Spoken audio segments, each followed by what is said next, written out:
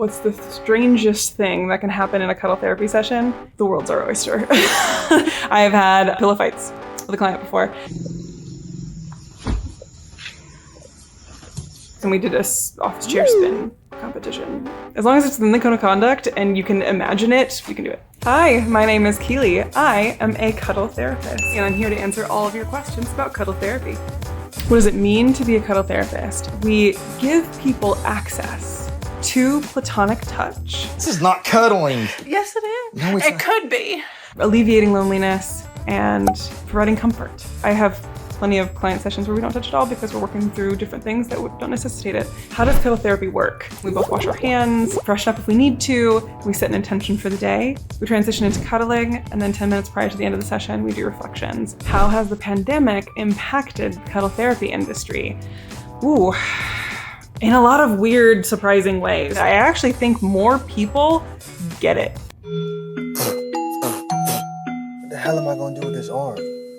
Before the pandemic, when I would tell people that I cuddled people for a living, I would get a lot of weird looks. And I get less now because I think that the forced isolation helped them understand what is virtual cuddle therapy. I know that sounds really weird. You can't cuddle someone through a screen, but there's a lot that you can do in a virtual session. We can do something called mirror touch, where I will instruct and do an action. They will do it as well. Cup your cheeks in your hands.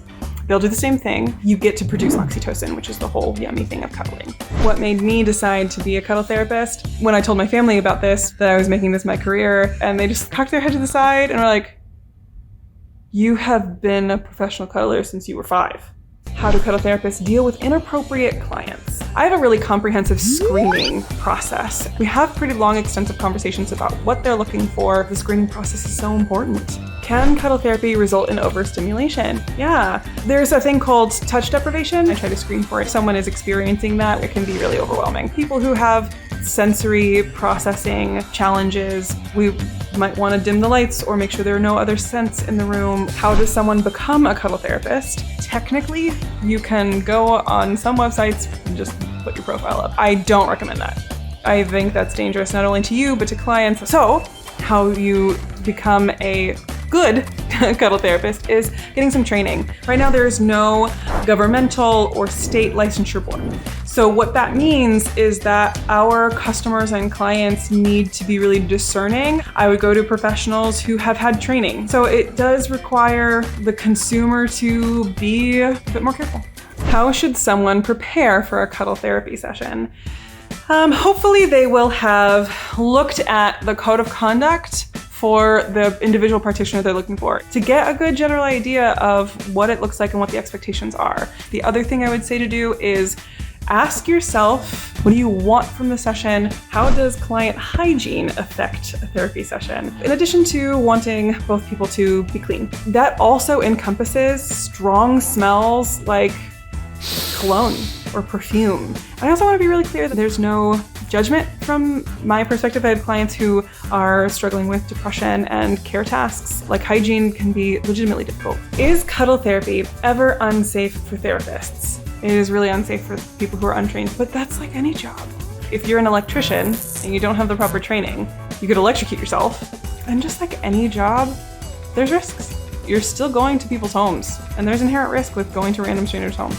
How long does the average client spend doing cuddle therapy? I typically see people about a year to 2 years. I have some clients I've seen for 4 years. In terms of individual session length, the most common session length is 90 minutes to 2 hours. I will do as short as a 1-hour session and as long as a 6-hour session. How expensive is cuddle therapy? Different practitioners have different rates. The base price, baseline, for most entry level is $80 an hour. I'm $200 an hour. Some people do overnight sessions and that has different pricing options. Do cuddle therapists do at-home treatments? We're all independent practitioners, so it depends on who you go see. So that might be a client's home. Heck, it could be a public park. The location is decided by mutual comfort between the practitioner and the client. These are my most asked questions. What are yours?